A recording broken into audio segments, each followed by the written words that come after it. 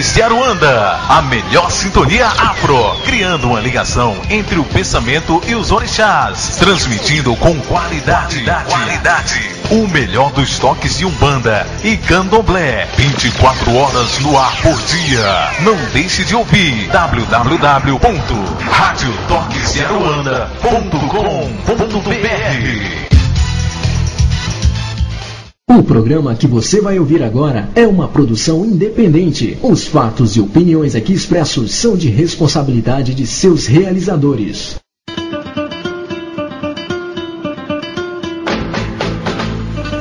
Começa agora na Rádio Toques de Aruanda, programa Magia Cigana.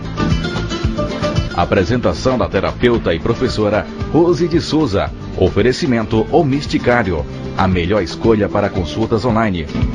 Acesse www.omisticario.com.br.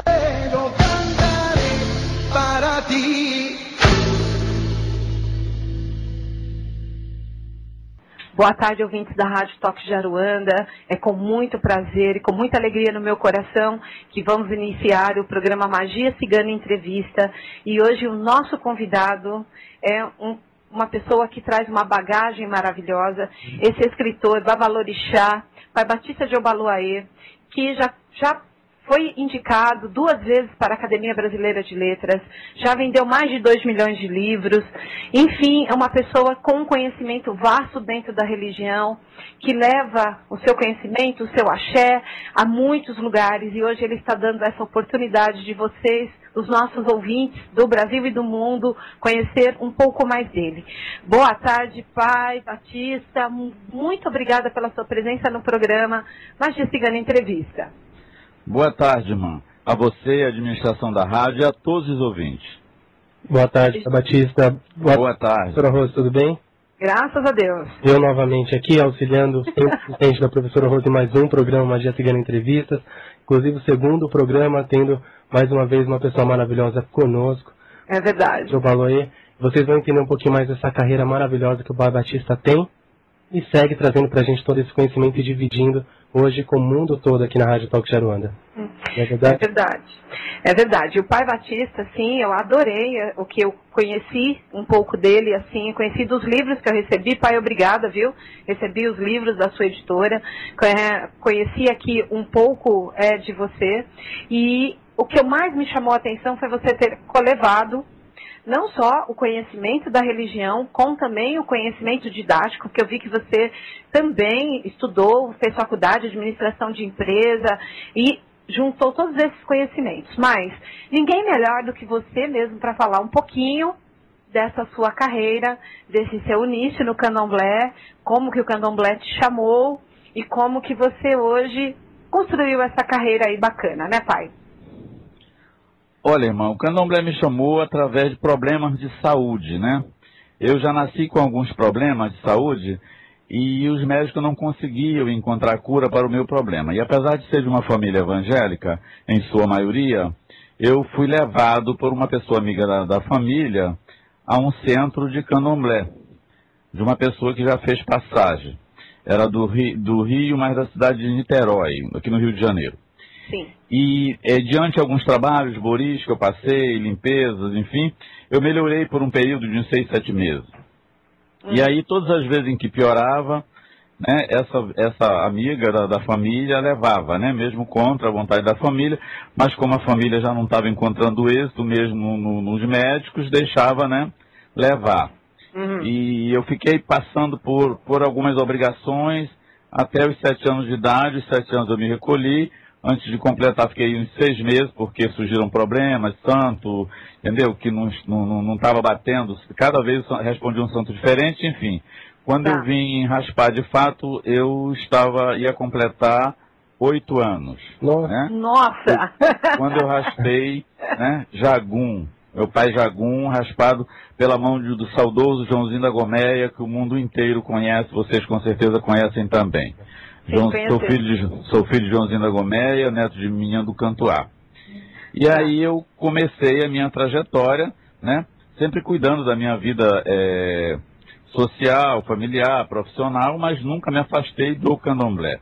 Aos 14 anos eu iniciei a minha trajetória como babalorixá, onde eu recebi Decá e tirei meu primeiro barco de 3 pessoas, né? 3 orixás. Um Oxum, um Oxóssi e um Obaluaê, que coincidência é o meu juntó, né? Mas, pai, com 14 anos? Com 14 anos eu já tinha meu Decá e comecei. E daí não mais parei, também não parei de estudar. Tá. Hoje eu tenho todo um trabalho aí que eu cada dia procuro ampliar para que eu deixe de fato a minha contribuição em relação à nossa religião, ao candomblé, à Umbanda. Eu não passei pela Umbanda, entendeu? Mas estudei muito sobre Umbanda, tenho um livro que me deu prêmios sobre Umbanda e tenho filhos também com casa aberta de Umbanda e que eu dou as obrigações neles dentro da Umbanda. Como eu também faço palestra de Umbanda e de várias nações do candomblé.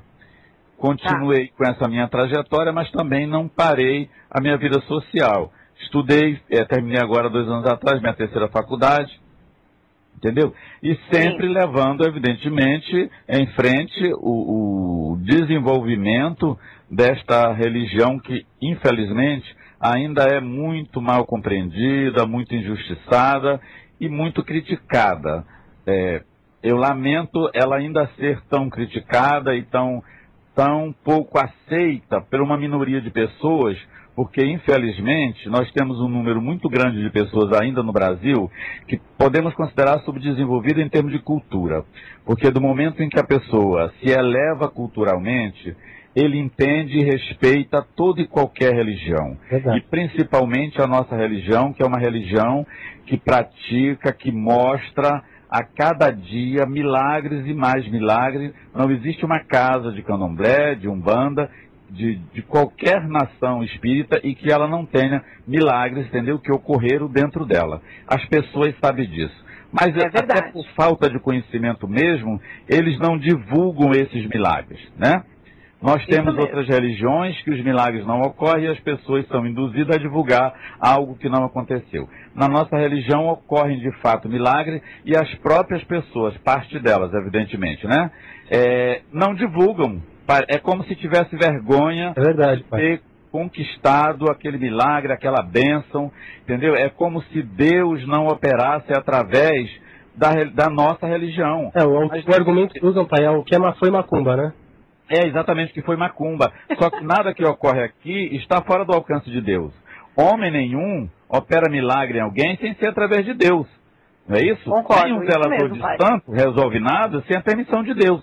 Então ele simplesmente é um instrumento de Deus, né? O orixá também é um instrumento de Deus, uma energia sagrada, e que opera milagre através do homem, que desenvolve o candomblé ou a umbanda, ou qualquer uma outra seita ligado às forças sobrenaturais, às forças espirituais. Certo? Então, acredito que eles neguem, eles escondem tudo isso por falta de conhecimento, porque do momento em que eles tiverem, de fato, adquirido conhecimento suficiente e ver que a nossa religião está ligada a Deus, como qualquer outra, eles vão perder esse medo, essa vergonha, entendeu? De falar o que ocorreu, porque do momento em que eles começarem a divulgar os milagres ocorridos, conquistados, realizados dentro das religiões através dos orixás, eles vão com certeza ajudar outras pessoas que estão na mesma situação, passando por certos sofrimentos sem solução. Como eu encontrei a solução do meu sofrimento quando era criança e muitos encontram depois de adulto. Então eles estão tirando a oportunidade de muitas pessoas se curarem através dos nossos orixás, através da nossa fé. Concordo, pai. E aí, pegando essa brecha aí que o senhor deu, dessa parte das pessoas não falarem sobre os milagres, eu lembrei que o último censo que foi feito aqui no Brasil, assim, poucas pessoas assumiram que era de Umbanda ou de Candomblé. Eles se colocaram como espiritualistas. Então, eu pergunto para o senhor, assim, qual é a sua visão em relação a isso? Porque, assim, de domingo estamos na missa, na sexta-feira estamos na casa de Umbanda ou de Candomblé, reverencio os orixás, mas na hora de assumir eu sou católico. Qual é essa visão? Olha, veja bem, em relação tem o pé na cozinha. Claro, em relação ao catolicismo, eu até entendo o comportamento de algumas pessoas quando eles frequentam a Igreja Católica, acreditam nos santos da Igreja Católica. Eu entendo e respeito pela questão do sincretismo. Não é isso? Sim. Como nós temos o sincretismo, faz com que as pessoas, por falta de conhecimento também, achem, como por exemplo, que Nossa Senhora da Conceição é Oxum, né? Isto, a fé deles leva a crer que Oxum é de fato Nossa Senhora da Conceição. Então, por esta razão, eu até, entendeu? Não critico esse tipo de fé quando eles fazem essa ligação, porque a religião em si já liga a isto. Agora, quando ele nega que é um espírita, né, independente de que nação seja, e diz ser um católico ou de qualquer uma outra religião, e às vezes até diz que não tem religião, é exatamente pela falta de esclarecimento. Nós temos uma carência muito grande de cultura, infelizmente, na nossa religião. As pessoas que têm mais cultura na nossa religião, eles normalmente não são os líderes espirituais, não são os babalorixás. Eles são os simpatizantes, eles são os clientes, eles são os consulentes, eles são as pessoas que admiram a religião. Mas o praticante mesmo, o líder mesmo, eles são poucos aqueles que adquiriram uma certa cultura. Eles estão mais voltados para a prática, porque principalmente no candomblé, na Umbanda eu acho que já é um pouco diferente, mas no candomblé ainda tem a teoria de que todo o ensinamento do candomblé, como antigamente, é passado de pai para filho, não pode ser adquirido através de um curso, de uma faculdade, de um livro, ainda tem esse tabu, entende? E eu acho que isso impede um pouco com que as pessoas evoluam, entendeu? Estudem sobre a religião, cresçam, né? Como ser humano também. Acho que isso atrapalha um pouco. Mas e falta eu acredito que falte também um apoio em relação, através dos meios governamentais, um apoio em relação a esclarecimento para os próprios praticantes, onde vai convencer a esses líderes que eles têm que crescer, que eles têm que estudar, que eles são pessoas com os mesmos direitos e capacidades que qualquer outras pessoas, de qualquer crença, e que eles precisam aprender para passar para os seus filhos, para os seus seguidores, e para defender a religião de uma forma honrosa, entendeu? Esclarecida, para que ele não se submeta, o que se vê muitas vezes por aí, pessoas de outras religiões, como das igrejas evangélicas, por exemplo, né? E que muitas das vezes invadem os centros, quebram tudo, menosprezam as pessoas na rua, dizem que essas pessoas são seguidores do demônio, convoca demônio, e essas pessoas, que muitas das vezes são líderes, não sabem se defender por não ter conhecimento da religião, da importância da religião, da importância dos orixás para a nossa sociedade e para as conquistas do homem. Então, como ele não estudou, ele não se preparou, ele não tem conhecimento, ele simplesmente baixa a cabeça. É verdade. E as pessoas que estão observando chegam a ficar convencidas de que de fato ele é um cultuador do demônio. É verdade. Então eu acredito que nós sejamos ainda grandes, entendeu? Responsáveis por essa falta de divulgação e essa discriminação que nós sofremos. Eu, graças a Deus, não sofro discriminação nenhuma, porque eu sou muito bem resolvido, entende? Sou um homem temente a Deus e a todas as outras crenças, mas os meus orixás me bastam, a minha religião me basta. Eu estou muito bem obrigado com ela. É verdade, pai, maravilhoso, é isso mesmo. Então, falando assim, basicamente o que o senhor falou, tem que existir um culpado diante de talvez dessa falta de conhecimento que os filhos de santo têm. Hoje nós podemos considerar que são muitos os sacerdotes realmente que acabam passando isso para os seus filhos, essa insegurança mesmo, de um medo de sair na rua com preconceito, no medo de falar eu sou do candomblé, eu sou da Umbanda. Existe isso, acho que vem a culpa um pouquinho do próprio sacerdote responsável dela. Exatamente, pela falta de conhecimento. Ele não tem o conhecimento, então ele fica inseguro. Passa essa insegurança para o filho, entendeu? Porque ele não tem o que passar para o filho. O que parte do candomblé, não é todo o candomblé, né? Mas o que parte do candomblé, dos líderes do candomblé passam para os filhos. Quando você quer saber, né, sobre certos assuntos, quer ter conhecimento sobre certos assuntos, que ouviu falar e que tem dúvida, o que os pais de santo respondem? Meu filho, não é época de você saber. Quando for na época, você sabe. Desde quando que tem época para mim saber, para mim crescer como pessoa, para me entender da minha religião? Então, ótima resposta, pai, ótima. É isso. Veja, É a mesma coisa quando eles dizem, eu não estou criticando meus irmãos, eu estou simplesmente tentando, entendeu? Abrir os olhos deles para eles verem que isso aqui passa tão rápido. Você vê, tem hora para tudo, não é isso? Sim. Tem tempo para tudo. Então fala assim, veja bem, você bate na porta de alguns líderes do candomblé. A Umbanda não, porque a Umbanda já está mais voltada para a caridade, então ela tem uma outra filosofia. Eu não estou falando do meu candomblé, não. Eu estou simplesmente esclarecendo, né, as nossas falhas. Então você chega na casa do candomblecista com uma certa dor, com um problema urgente, pedindo ajuda, né? Sim. E ele fala para você, meu filho, eu não posso fazer nada por você hoje, porque hoje é sexta-feira e eu não posso fazer nada, porque hoje é domingo e domingo eu não trabalho, só a partir de segunda-feira, porque já passou de 8 horas da noite e eu não posso fazer nada por você esse horário. Olha, Bolas, existe dia e horário para me estar bem, para me ser feliz, para me livrar de um sofrimento? Realmente, pai. Realmente. Não existe. Então, na minha casa, qualquer hora que a pessoa bata, mesmo que seja na minha casa, na minha residência, eu atendo. Por quê? Não tem hora para você sentir dor. Ah, não, eu vou ficar sentindo essa dor até amanhã, até segunda-feira, porque o candomblé não trabalha nesse período. Então, eu vou morrer por falta de socorro espiritual? Então, eu particularmente não concordo com isso. Então, para mim, tudo isso é falta de esclarecimento. Eu acho que o candomblé tem que estudar, o candomblé tem que crescer, tem que parar com essa filosofia de que quem tem que saber são os orixás não têm que saber coisa nenhuma, os orixás não moram nesse planeta, nessa dimensão que nós vivemos, eles vivem uma outra, a cultura deles é outra, os comportamentos são outros, então nós é que temos que aprender para passar para os nossos. Se nós não aprendermos, se nós não passarmos, e amanhã? Pela ordem lógica da coisa, nós vamos na frente, né? Uhum. E como vai ficar essa religião? E os filhos e os netos e bisnetos vão passar o que para as outras gerações, se não foi passado a eles? Verdade, vai ficar perdido, né? Conhecimentos perdidos, né, pai? Fica sem dúvida nenhuma. E cada vez mais fraco em relação às outras religiões. Exato. Conhecimentos perdidos. Vão ficar se submetendo, entendeu? Uhum. A certos comportamentos que não são louvável a pessoa nenhuma, né?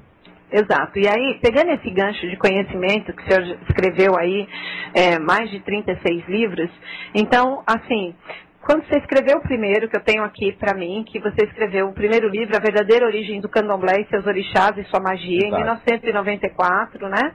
Foi. Aqui que foi um enorme sucesso, e aqui está escrito para mim que o senhor fez por hobby. Então, foi um enorme sucesso, tal. Então, quando o senhor... Ali, vou escrever por hobby, vou colocar ali meus pensamentos. Você pensou que ia ser, primeiro, um grande sucesso como foi? E segundo, a partir dali, houve o incentivo para escrever esses mais de 36 títulos que o senhor tem aí, para deixar realmente como herança de conhecimento? Olha só, eu na realidade, eu escrevi esse primeiro livro por influência, por incentivo de filhos de santo, de consulentes, pessoas amigas da religião, que sempre ressaltavam que eu entendia muito bem de orixá, entendia muito bem da religião, e que eu deveria escrever um livro sobre os orixás. Então vinham me cobrando isso há bastante tempo. E uma certa ocasião reuniu-se um grupo de pessoas, incluindo alguns filhos e amigos, consulentes, e foram até a mim para que eu escrevesse um livro, para que eles mesmos, entendeu? Lessem sobre os orixás, aprendessem um pouco mais, porque todas as vezes se encontravam, era querendo saber sobre algum fato ligado ao orixá. E que se fizesse esse livro, naturalmente, eles iam parar de me amolar, né? E eu peguei e escrevi esse livro, né? Aí escrevi esse livro, marcaram um lançamento, surpresa, aquela coisa toda, que era tudo particular, né? Ia ser uma reuniãozinha particular, só que eles convidaram a imprensa, toda aquela coisa toda, e eu não estava sabendo. E aí, graças a Deus, esse lançamento foi um sucesso. No dia seguinte, eu estava nos jornais como escritor. Imagina só, eu sem a menor intenção, não sabia nem o que significava isso, né? Então, já estava como escritor nas páginas dos jornais. E só que nesse primeiro livro, eu falei sobre os orixás, os mais conhecidos aqui, mas não falei sobre Exu. E aí as pessoas começaram a cobrar que eu escrevesse um sobre Exu. Começaram a cobrar. Então os livros que saíram, que foram rodados, eles saíram imediatamente. E eu peguei, fiz um outro sobre Exu, né, para completar o que o pessoal estava falando e tal. E daí não parei mais. E aí me transformei no escritor, né? Aí eu pergunto para você, né? Alan, se tiver alguma pergunta, por favor, hein? Sim, nós estamos Você sabe que nós interagimos aqui. Exato. Então tá. Ontem eu perguntei, pai, qual era o seu livro favorito, porque todos nós temos, assim, algo que marcou bastante a nossa vida, né? Então, assim, e aí eu perguntei pro João, né, que está aí com o senhor, eu perguntei qual era o seu livro favorito, e o senhor respondeu, o Livro de Ouro dos Orixás de 2002, né, que foi esse que trouxe a indicação para a Academia Brasileira de Letras, certo, pai? Exato. Exato. Por que ele foi tão especial? Olha, ele foi especial não pela indicação, ele foi especial por todo o trabalho que eu tive de pesquisa, que eu cresci muito espiritualmente com esse livro, com minhas pesquisas, viagens, pessoas que eu conheci para realizar esse trabalho. Então ele me trouxe grande crescimento espiritual, grande conhecimento espiritual, uma boa bagagem. Então eu gosto dele por isso, né? Apesar de que as pessoas da nossa religião, elas não estão muito ligadas à cultura e elas estão ligadas mais à prática da religião, né? Esse é o meu livro, até então, né? Estou aguardando um outro que substitua esse, no caso, no meu ponto de vista, né? Agora, em relação aos leitores, por incrível que pareça, o livro que eles mais gostam é Feitiço e Ebó no Candomblé. Pai, por que, pai? Por que será, né? Por que será, porque, né? eu acho que porque vem com receituário, onde eles mesmos fazem lá seus trabalhos e tal e tal. As pessoas estão mais ligadas à prática, ao resultado, né? O resultado. Exatamente. Acho que isso também faz com que os pais de santo não procurem se especializar, estudar, saber fundamentos, porque eles as pessoas só cobram deles os resultados dos trabalhos. Então eles procuram fazer trabalho, fazer feitiço, fazer os ebós, fazer as oferendas e esperam o resultado positivo, né? Porque é só isso que é cobrado. É verdade, pai, é verdade. É verdade. Mas com isso, né, não foi. Mas e aí, como é que foi receber também, pai, a segunda indicação para a Academia Brasileira de Letras, de um trabalho que começou com as pessoas aí, olha, pai, assim a gente para de encher, escreve, a gente vai adquirindo conhecimento, tem fonte de pesquisa agora, e me vem o Livro de Ouros que traz para o senhor essa indicação para a Academia Brasileira de Letras, e a segunda indicação, e aí? Como é que ficou isso para você, pai? Olha, a segunda já não teve muito, entendeu? Muito glamour não, porque depois que você faz algo a primeira vez, né, passa por alguma coisa a primeira vez, a segunda já é, entendeu? Já não traz tanto glamour naquele acontecimento, não. Eu estou aguardando o terceiro, que espero que seja concretizado, e de fato eu possa assumir uma cadeira. Aí vai dar para responder a sua pergunta.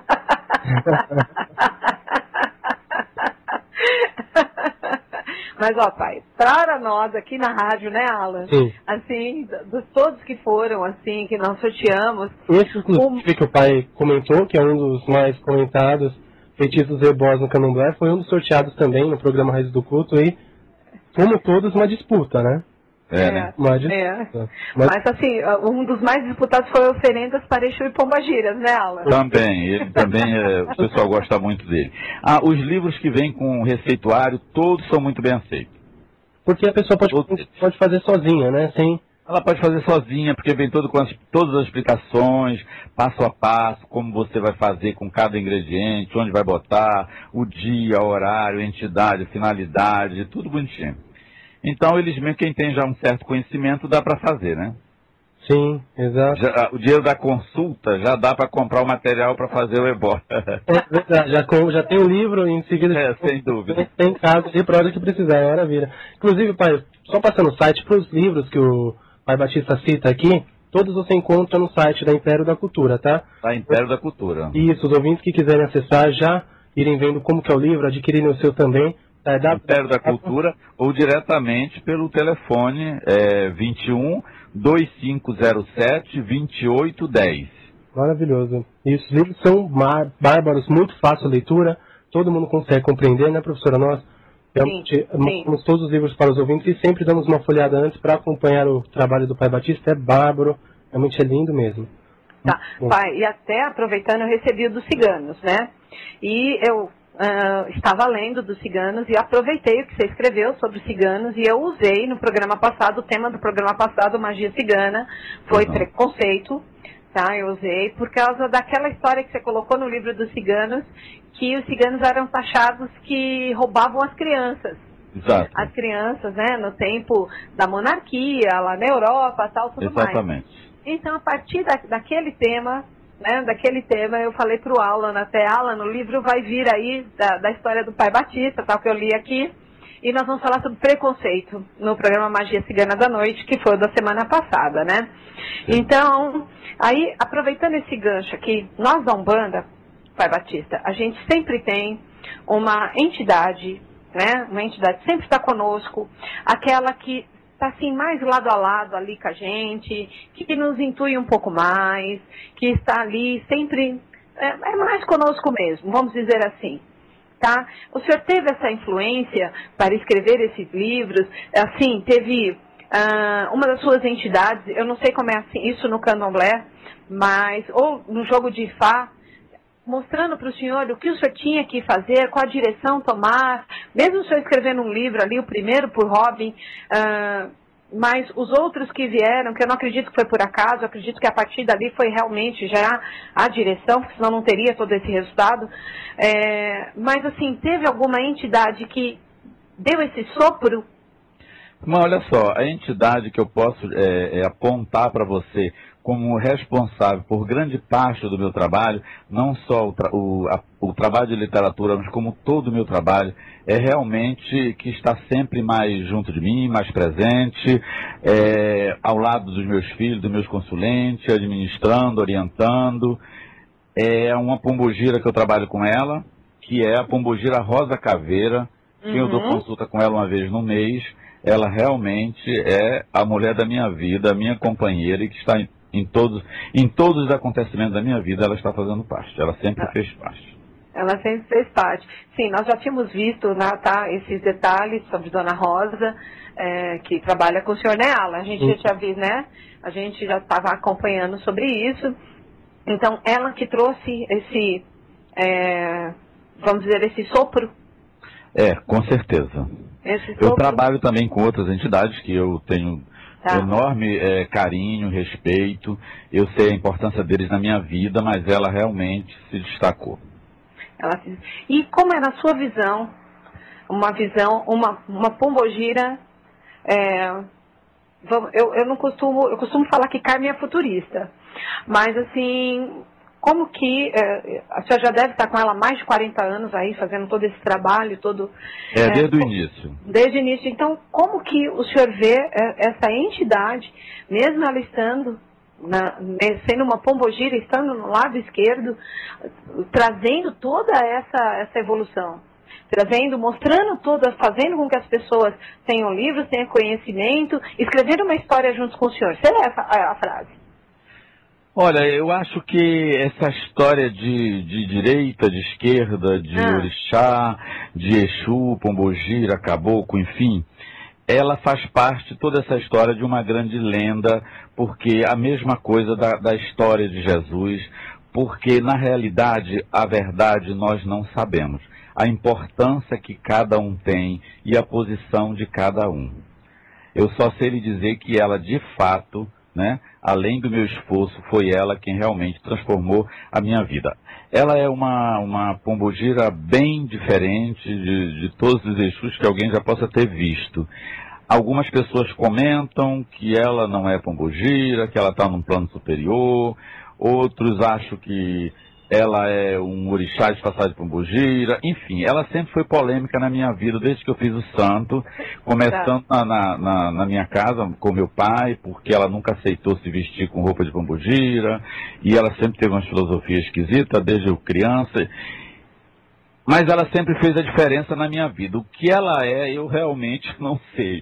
Eu a trato como pombogira, certo? Só sei lhe dizer que ela realmente é um ser de luz, é uma entidade que realmente tem uma força extraordinária, que orienta muito as pessoas pelo lado do bem, não está ligada a nada negativo ela concorda, entendeu? E ela orienta todas as pessoas, ela aconselha as pessoas, ela está em um plano bem evoluído, com certeza. Agora ela é cuidada como pombogira, apesar, né, de suas oferendas principais, elas estarem mais ligadas a oferendas de orixá do que propriamente oferendas de Exu. Sério, pai? Entendeu? E as roupas, tipo assim, não usa roupa vermelha, preto com vermelha, roupa de Exu, essas coisas. A cor de preferência dela é o branco. Nas ocasiões de destaque, ela não aceita cor nenhuma, a não ser o branco. Não boto ela sempre de branco, porque realmente dá muita despesa e trabalho. Mas em todas as ocasiões mais importantes, ela só aceita branco. Diferente da maioria. Diferente da maioria. E aí, pai, uma ouvinte pergunta aqui para o senhor, a Estela, ela pergunta, na sua visão, qual será o futuro da Umbanda e do Candomblé, né? No entender dela, vai chegar a um ponto que não vai ser mais necessário as oferendas, né? E sim os nossos pedidos. O senhor concorda com isso ou não? Não, eu não concordo com isso, porque seria muito bom se nós chegássemos a essa evolução. Mas da mesma forma que nós precisamos de conhecimento, de nos fortalecermos, os orixás, as entidades também. Na realidade, tudo que fazemos por eles, nós consideramos alimentação, mas são fontes energéticas, não é isso? E que nós oferecemos e eles extraem a energia de cada alimento. Essa energia, da mesma forma que nós necessitamos dessa energia para nos mantermos vivos, eles dependem dessa energia extraída por eles para aumentar a sua força, seu poder diante do espiritual, para que isso venha em forma de retorno e benefício do homem. Então você não pode parar de alimentar os seus orixás, de fortalecer os seus orixás, porque aí você vai contribuir para a diminuição de energia. E você não pode. Porque, como nós falamos, de onde se tira e não se bota, um dia vai secar. Você diariamente usa a energia dos seus orixás em benefício do homem. E se você não repor essas energias, como vai ficar? Será que ele sempre vai ter energia para lhe fornecer suficiente para resolver os problemas? Acredito que não. Sim, realmente. Pai Batista, vou passar uma pergunta de um ouvinte. Os ouvintes mandam suas perguntas, participam também. Tá? Podem adicionar a professora Rose no MSN, que é carmenromania@hotmail.com, enviar a sua pergunta para o Pai Batista de Obaluay também, que ele responde ao vivo aqui para você. Estão perguntando no site do livro, da editora, a comprar o livro, eu vou passar novamente. É www.imperiodacultura.com.br. Qualquer coisinha, pergunte para a equipe aí no MSN, que nós já passamos o link para vocês. Tá? Imperiodacultura.com.br. Exato. Pai, a Ludmila do Rio de Janeiro pergunta, primeiro ela pede sua bênção, diz que admira muito seu trabalho e já conhece há muito tempo. O Pai abençoe, dê muita sorte, muito axé a ela e toda a família. Ela pergunta se o senhor, do início, quando viu toda a mudança na sua vida, depois que começou a escrever os livros, achou que ia ser o que está hoje? E o senhor ainda acha que vai muito além disso? Olha, pelo menos eu quero bastante. Eu quero bastante ir além disso. Trabalho incansavelmente para que cada dia a minha contribuição para a religião dos orixás cresça. E que, de fato, amanhã eu possa ser pelo menos um exemplo pequeno de incentivar as pessoas, entendeu? A continuarem cultuando os orixás e valorizando eles da mesma forma que eu valorizo. É verdade. Pai, lá no início, o senhor esperava que fosse acontecer realmente tudo isso hoje na sua vida? Não esperava. Sinceramente, não. Eu simplesmente me preocupava em cuidar dos meus orixás, cuidar das minhas obrigações, entende? Mas sem grandes pretensões fora, na minha vida profissional, social. Eu não pensei que isso viesse ter influência na minha vida particular. Fosse apenas minha vida religiosa. Sim, mas tudo é uma consequência, realmente, principalmente Exato. A gente faz com o coração, né? Eu acho que é o que o senhor faz muito bem, que é, eu acho que, expandir, na verdade, esse conhecimento, que é o candomblé, que precisa, né, pai? Porque a gente vê hoje, eu não sei se os sacerdotes, com medo de dividir isso, né? Hoje a gente vê pouca gente ensinando sobre o candomblé. Eu também ministro palestra nos centros, nas casas de Umbanda, nas casas de Candomblé, de todas as nações, entendeu? Sobre todas as deficiências de cada casa. Cada casa tem sua dificuldade, sua deficiência, porque cada casa tem um povo diferente, com valores diferentes, não é isso? Área diferente, região diferente. Então, cada um me traz as deficiências da casa, em termos de conhecimento, e eu ministro as palestras nas casas, entendeu? Com toda a família presente, tirando dúvidas, esclarecendo todos os pontos que as pessoas precisam de esclarecimento. Realmente. Entendi. E aí, pai? E aí, continuando aí a sua jornada, depois dos livros, e aí veio o jornal O Povo, o Jornal O Dia, o Jornal do Povo Santo, veio as revistas, e através disso, claro que veio todo um público diferenciado para sua casa.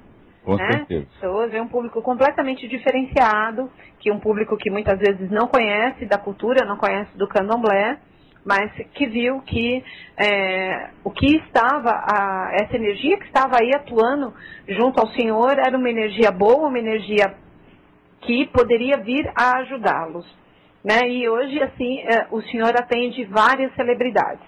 Então, como é lidar com a parte do ego, de entender que manter os pés no chão, que o Senhor passa o tempo todo isso, mantenha os pés no chão.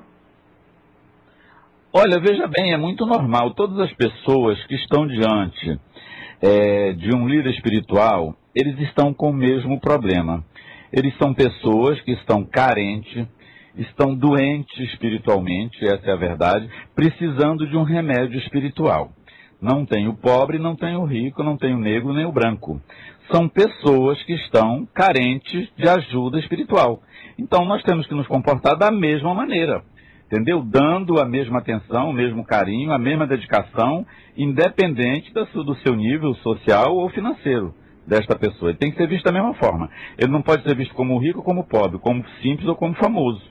Porque aí você vai desviar, entendeu? O seu objetivo. Então é o mesmo objetivo, não tem diferença nenhuma. Para mim, pelo menos, não tem diferença nenhuma. Sim, nem deve. A única diferença é que ele pode pagar um pouco melhor, né? Só essa. E aí, pai, como surgiu a Império da Cultura? Não, a Império da Cultura surgiu, eu escrevi para outras empresas, né? Como todos sabem, os escritores, de modo geral, é muito difícil sobreviver escrevendo, porque vivemos em um país, entendeu, de pouca cultura. Nós sabemos disso, e também pela fato da própria necessidade de sobrevivência, onde em países desenvolvidos a cultura está em primeiro lugar. Mas falando de Brasil, tem outras prioridades que passam a ser mais importantes, como alimentação, né? E outras coisas mais. Então eu acho que isso impede que as pessoas realmente tenham na verdadeira cultura e consumam de fato os livros. Nós não temos incentivo, ajuda, apoio, então é muito difícil escrever, né? E mais difícil ainda adquirir os livros, né? Porque um pai não vai deixar de dar alimentação para os filhos, um pai de uma família carente não vai deixar de dar alimentação para os filhos para poder comprar livros, né? Ainda mais livros de religião. Então, quer dizer, quem ganha na realidade não é o escritor.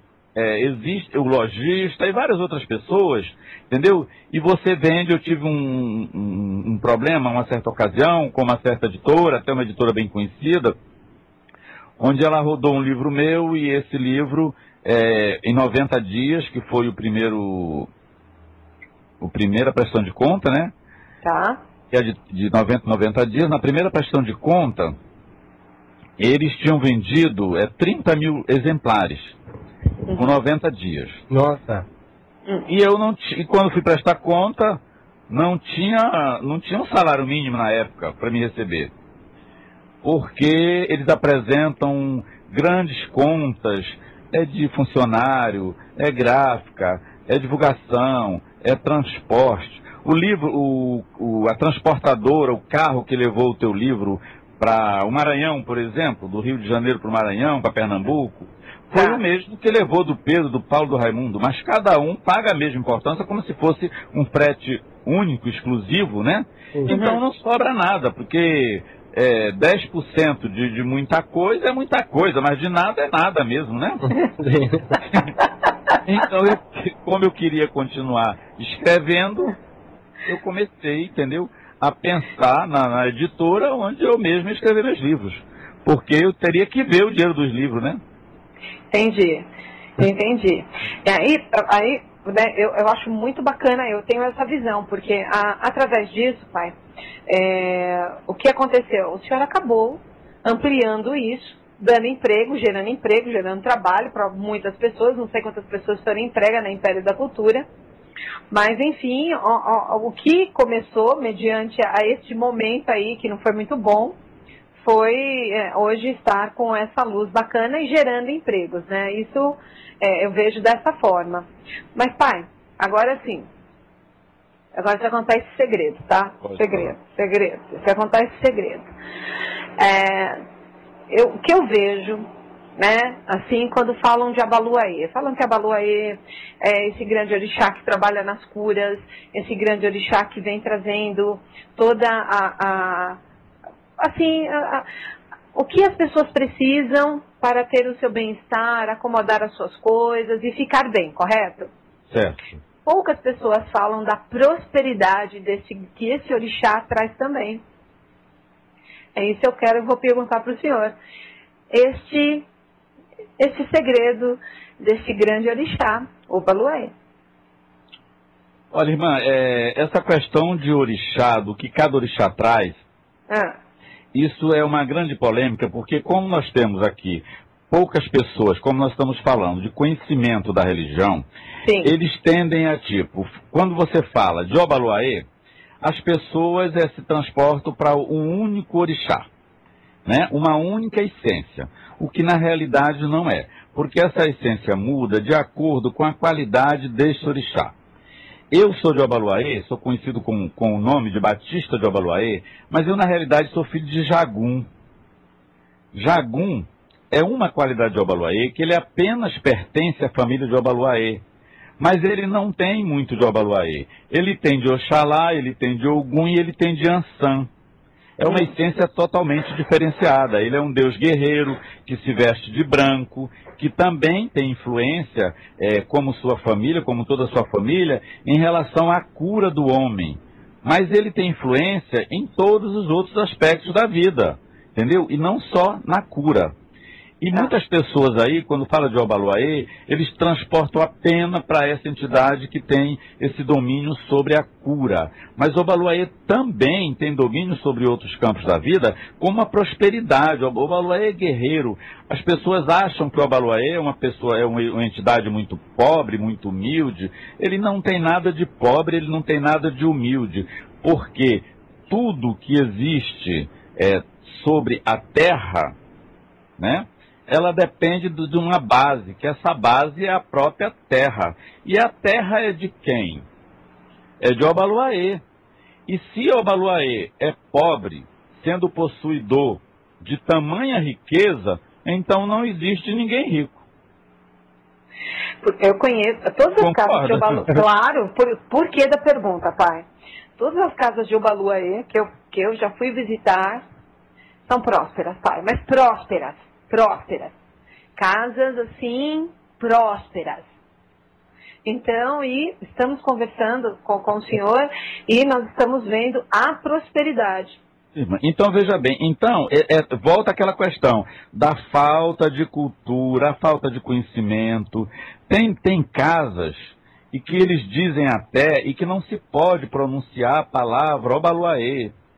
Não é isso? Sim, tem casas que dizem que quando você quer alguma coisa positiva de Abaluaê, você tem que pedir o contrário.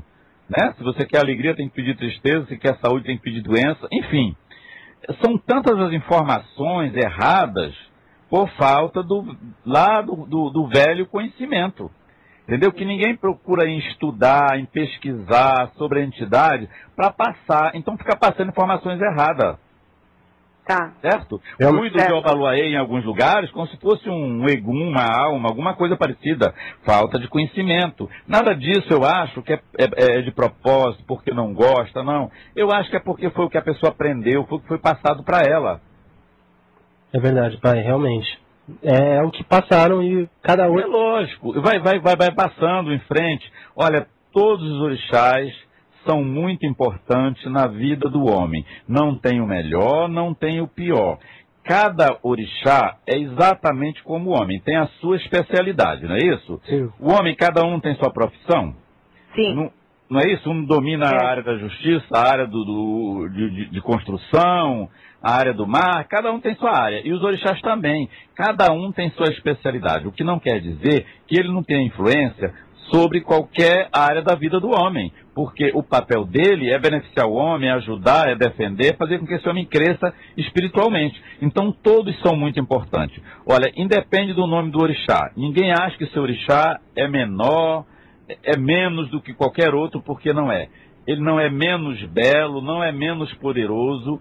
Todos são muito importantes, muito ricos em todos os sentidos. Depende da forma que você olha, depende do olho do homem. Se você olhar o seu orixá como o mais rico, o mais importante, o mais poderoso, aquele capaz de transformar a sua vida, ele com certeza vai transformar a sua vida, porque você está contribuindo com ele para aquilo que ele precisa para fazer essa transformação na sua vida, para operar esse milagre na sua vida. Todos são muito importantes, é a forma que eu vejo. Claro, sem dúvida, pai. Você sabe, pai, que tem um ouvinte da gente que ele colocou assim, tá? No MSN dele. Se seu santo é forte, o meu é Superman. E o dia que ele me chamou, que eu vi essa frase, vem de encontro exatamente o que você está brincando aí, eu estou colocando de uma forma bem lúdica mesmo, né? Sim. Para que as pessoas realmente valorizem. Por quê, pai? O que acontece muitas vezes nas casas? As pessoas tendem a não ter confiança nos seus guias e no seu orixá mesmo, do qual ele trabalha. Então, ele sempre vai ao pai, não, pai, vamos pedir para que o senhor faça, que venha com a sua força. Qual conselho o senhor daria, já que o senhor está me colocando que todos são fortes, todos têm a sua função, todos podem transformar esse milagre na vida? Como fazer com que, essa seria a mensagem que eu estou pedindo para as pessoas, para que elas olhassem, não só para as suas entidades, mas olhassem, né, para esse seu pai, essa sua mãe divina, e confiassem nessa força. Olha, veja bem, a minha mensagem é que todas essas pessoas que veem essa diferença de um orixá para com o outro e que não tem muita fé no seu orixá ou em um certo orixá, de acordo com a necessidade que ele tem de resolver seus problemas, ele deve, em primeiro lugar, entendeu, se fortalecer, acreditar nele, acreditar que Deus opera através dos orixás, acreditar que Deus vai ajudar com que o orixá dele, o protetor dele, seja tão forte o suficiente para transformar a vida dele e fazer com que ele resolva todos os seus problemas e atinja todos os objetivos.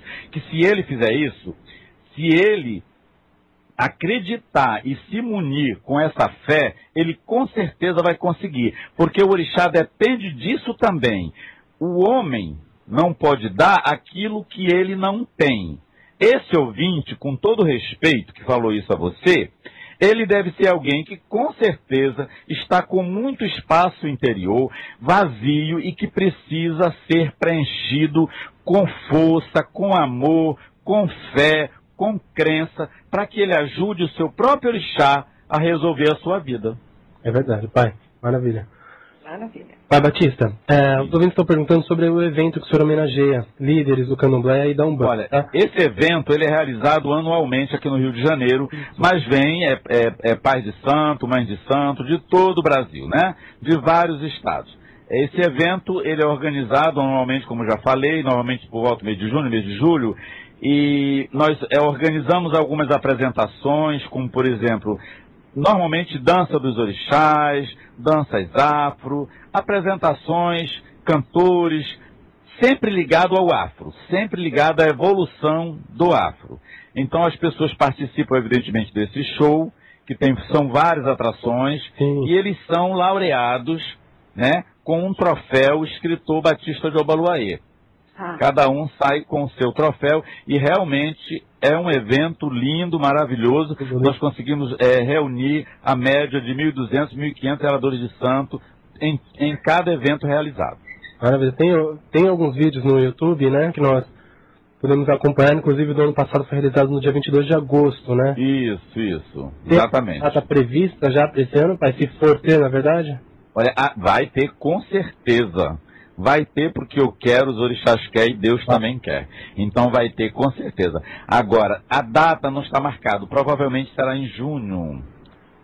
Está mais ou menos previsto para 12 de junho, mas não está 100% acertada esta data não, tá? Mas provavelmente será nesta data e eu conto, como sempre, com a presença de todos os babalorixás, ialorixás, o pessoal da Umbanda, das nações que admiram, toda e qualquer nação que admira o orixá, que admira a religião dos orixás, e as pessoas simpatizantes que têm fé, que acreditam que Deus opera através das entidades. Eu estarei esperando todas elas que com certeza vão participar de uma tarde maravilhosa. Maravilhosa mesmo. E vão ter a oportunidade de ver que orixá não é apenas aquilo que algumas pessoas falam, macumba, é também cultura. É verdade. Pai, nos seus livros você passa muito isso, né? Isso é incrível. Realmente, tudo isso que o Pai Batista fala é incrível que ele consegue exteriorizar essas informações e colocar nos livros. As pessoas que estão com problemas, porque todo e qualquer ser tem problema, independente da sua religião. Elas devem se munir de fé, de força, de crença, acreditando que são capazes, que o seu orixá, o seu protetor é capaz e que juntamente com Deus vão resolver o seu problema. Não deixem, entendeu? Se contaminar com essa fraqueza de pessoas fracas, de que o orixá não resolve, que o orixá do fulano é melhor do que o do Beltrano. Não existe nada disso. Todos são bons, todos são importantes e todos são capazes. Como homem, todo homem é capaz de tudo aquilo que ele quer. Agora, se um certo homem é fraco, preenche todo o seu ser com nada, com vazio, ele não tem nada para passar. Então esse homem deve ficar calado, não participar de certas coisas e esperar que os outros resolvam sua vida através de pessoas que de fato sejam fortes, que de fato tenham fé. Porque quando você não tem nada para oferecer, você simplesmente não vai influenciar quem está precisando de ajuda. É verdade. Pai, você acha que esse evento que homenageia, ele acaba incentivando outros babalorixás a também... Ele acaba incentivando, com certeza. Porque um babalorixá que está em uma certa área, às vezes muito humilde, um babalorixá que ninguém conhece, então ele é convocado a participar junto com todos aqueles que se destacam, com aqueles que têm grandes casas, aqueles que estão sempre no jornal. Então ele vai se igualar a todos esses outros, ele vai ser homenageado da mesma forma, ele vai ser tratado da mesma forma. Então, ele se sente valorizado, ele cresce, ele sabe que tem pessoas que valorizam, ele vai ouvir exemplos de pessoas que venceram através do orixá, e ele também vai acreditar, vai começar a acreditar que ele também é capaz. Exato, realmente. Muito lindo, viu, pai? Muito lindo isso, viu? Lindo mesmo. Muito lindo, muito lindo, muito lindo, porque o senhor está mostrando que a união faz a força, né? Com certeza, a união faz a força, um tem que apoiar o outro, um tem que ajudar o outro. Nós temos que ser não só irmãos, entendeu? Mas temos amigos, companheiros, solidários, um ajudando, um protegendo, incentivando e mostrando os exemplos. Porque mostrar exemplo de fraco, isso não conta, não serve para nada. Nós temos que mostrar exemplo de quem de fato venceu, de quem de fato conquistou o que queria e se livrou dos seus males através da nossa religião, que é uma religião muito importante e que quem frequenta ela sabe o quanto ela já foi importante na vida de tantas famílias. É verdade. Agora, existem aquelas pessoas e que não dão valor ao orixá, que querem simplesmente sugar a religião, as forças da religião, e o orixá naturalmente enxerga tudo isso e ignora essa pessoa. Então ela não consegue realizar seus objetivos, porque ela não vai de coração aberto, ela vai de maldade. É verdade. Muito bom, pai, muito bom. Muito bom. Eu acredito que essa seja a sua intenção, unir essas forças. Nesse evento, eu acho que vem... Exatamente. Inclusive, nesse evento, voltando ao assunto, nós também homenageamos a imprensa, as pessoas que estão ligadas à comunicação, rádio, jornal, internet, enfim, televisão, todos os meios de comunicação. Aqueles que nos apoiam sempre a nossa cultura, apoiam nossos eventos, apoiam os meus livros, enfim, jornais que falam sobre a religião, todos os meios de comunicação, essas pessoas também são laureadas, também são homenageadas, recebendo o troféu escritor Batista de Obaloaê. Maravilha. Pai, o senhor acha que já teve uma grande evolução hoje nos babalorixás que acompanham esses eventos? Em relação... Acho, com certeza eu acho, sem dúvida nenhuma. Olha só, eu vou dar um exemplo a você rápido. Sim. Em relação a isso. Em um certo evento há 2 anos atrás, eu fui convidado para uma festa na casa de um pai de santo, que você teve a oportunidade de ver a casa dele através dos vídeos. Sim. Uhum. Fábio de Xangô, aqui no Rio, todos sabem disso. Ele fez uma festa para a pombogira dele, Maria Padilha das 7 Encruzilhadas, para se despedir da religião, entendeu? Nossa. Para se despedir da religião, porque é da religião desde criança, e sempre com muitos problemas, muitas dificuldades, e não conseguia, já tinha passado na mão de alguns pais de santo e não tinha êxito.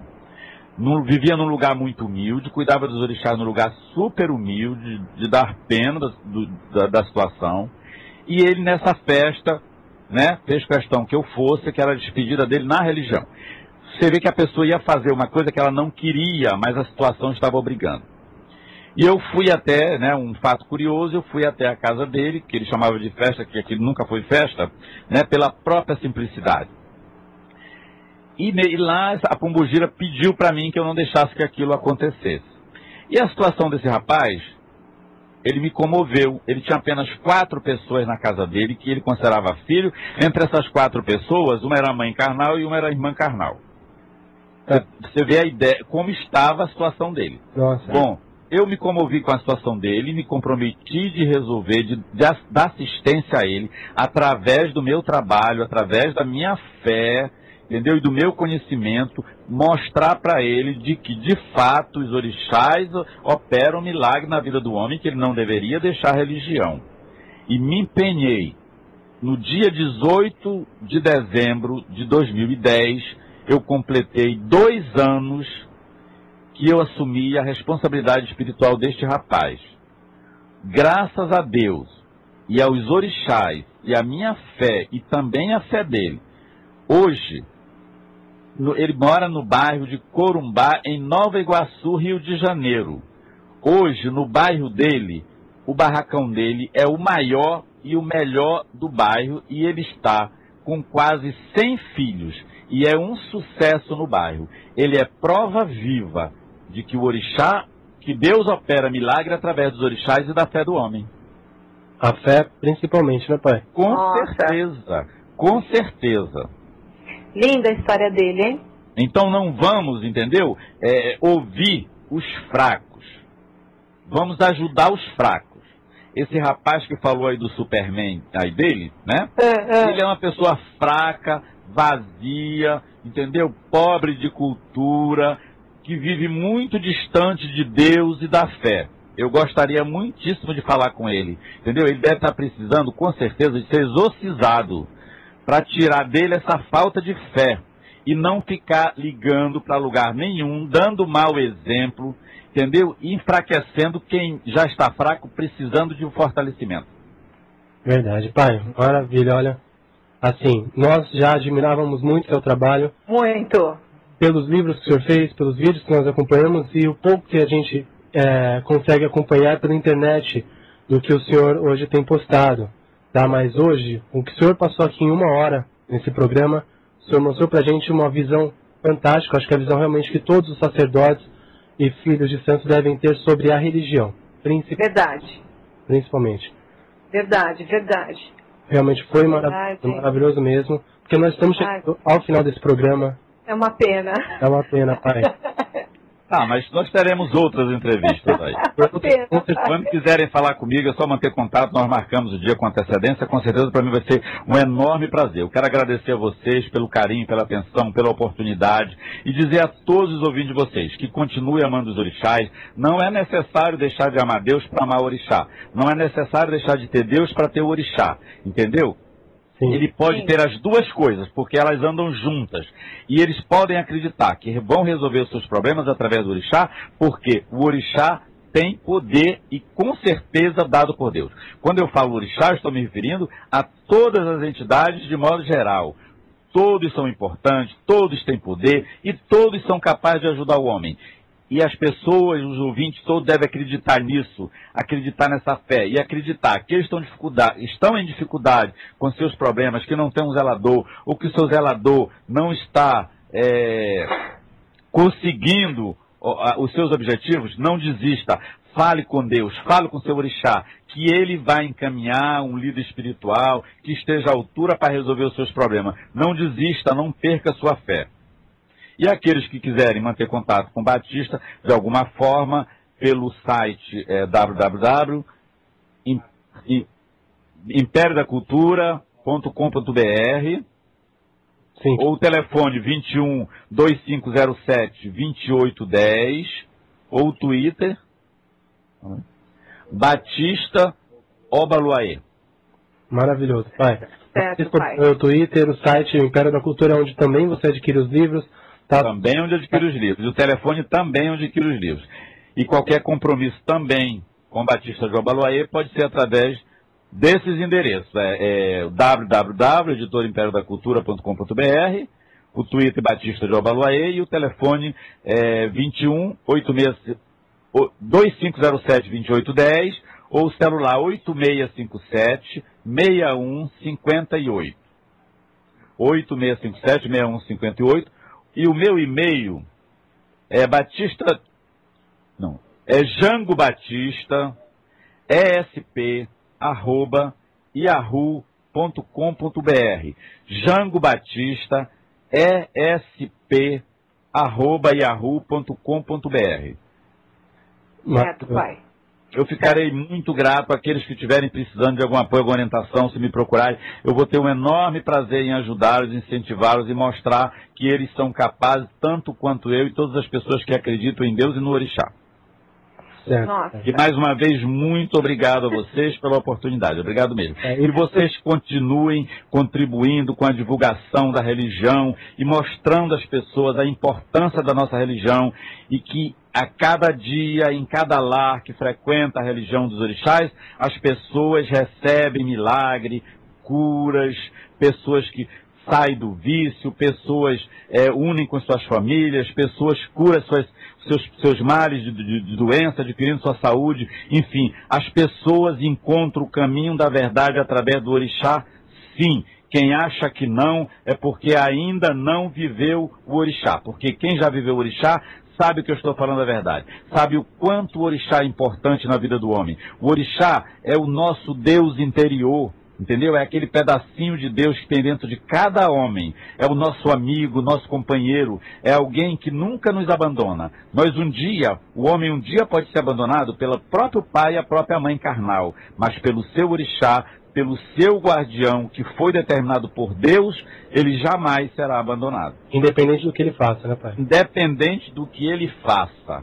Nós somos filhos do nosso orixá e ele não nos abandona por nada. Ele pode até se entristecer com alguns de nossos comportamentos, mas como um pai, como uma mãe, ele está do nosso lado, sofrendo do nosso lado. Jamais vai dar as costas para o seu filho. Maravilhoso. Pai, se tivéssemos com plateia, eu pediria uma salva de palmas, tá? Estou emocionada aqui, pai. Emocionada. Porque assim, eu estou imaginando aqui minha mãe Ansan, né, olhando e vendo tudo isso, pai. Eu estou assim, emocionada com as suas palavras, porque realmente, assim, eu colocando. Mas, com certeza. É mãe, é pai, que você não vê, mas que você sente vivo do seu lado, dentro de você, em todas as horas que você precisa. Ele está ali do seu lado, sempre para lhe ouvir. Exato. Então eu estava assim me transportando, tentando ver como minha mãe Ansan estava olhando tudo isso. Então eu só tenho que agradecer, pai, a sua luz, os seus conhecimentos que foram derramados dentro desse programa hoje. Meu muito obrigada. Obrigada pelos livros que vieram e esses livros estão chegando em muitos lugares e esclarecendo muitas pessoas. Obrigada por todos os seus conhecimentos que o senhor trouxe hoje para a gente. Muito obrigada. Obrigado por vocês me ouvirem também. E tudo de muito bom a vocês e a todos os ouvintes. Que meu Pai Jagum, que Olorum, com seu manto sagrado, cubra todas as pessoas que estão nesse momento ouvindo seu programa e precisando de ajuda, de esclarecimento, de força espiritual, de luz. Que se alguém estiver com algum problema, não desista de viver. Que é o mais importante da vida, é a própria vida. Acredite que você também é um filho de Deus, que você também tem um orixá e que você vai livrar-se do que está ali por tornando, com certeza. Com certeza. Com certeza, pai. Alan? Maravilhoso. Boa tarde, pai Batista. Obrigado, eu também agradeço. Boa tarde a vocês do programa e a todos os ouvintes. Boa tarde, pai. Boa tarde. Com Deus e com os orixás também. Axé, pai. Axé, pai. Axé. Professora. Axé. Boa tarde. Axé. Boa tarde. Que nós, às 9 horas da noite, chegamos novamente com o programa Magia Cigana ao vivo. Nosso convidado também está muito especial para a noite também, a Lagbé Martins Xangô, direto da Argentina para vocês, tá bom? Vai cantar ao vivo, vai falar sobre a Quimbanda, que é o que ele faz lá na Argentina, vai ser maravilhoso mesmo. Então, hoje às 9 horas da noite também, com o professor Rose de Souza, estarei ao vivo auxiliando a Lagbé Martins Xangô no Magia Cigana. Exato, exato. Continua agora com a nossa programação. O programa que você ouviu foi de produção independente. Os fatos e opiniões aqui expressos foram de responsabilidade de seus realizadores. Editora Império da Cultura. Há 15 anos publicando os principais livros de Umbanda, Candomblé, magias e esoterismo. Já foram publicados 37 livros e mais de 2 milhões de exemplares vendidos. Receberam 2 indicações à Academia de Letras, sendo em 2000 pelo livro De Ouro dos Orixás e em 2003 pelo livro Religião dos Orixás. Todos os livros escritos pelo Babalorixá Batista de Ombaloaê, o atual Babalorixá das celebridades e dos políticos. Confira a variedade de livros disponíveis no site da editora. Acesse www.imperiodacultura.com.br. Editora Império da Cultura.